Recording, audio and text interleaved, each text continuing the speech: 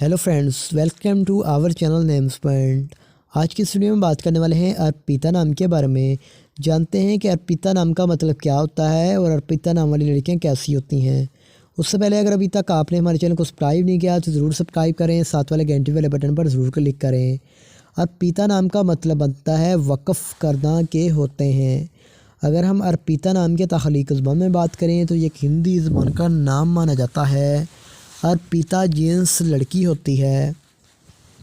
अर्पिता नाम का lucky number 9 माना जाता है, यानी 9। अर्पिता नाम का धर्म हिंदू होता है।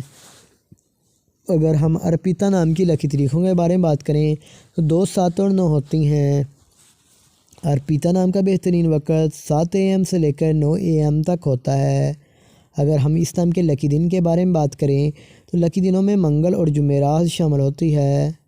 अगर बात करें अर्पिता नाम वाली लड़कियां कैसी होंगी, आप ज़िंदगी में आने वाली मुश्किलात से टकराना पसंद करती हैं और इनका मुकाबला करना चाहती हैं।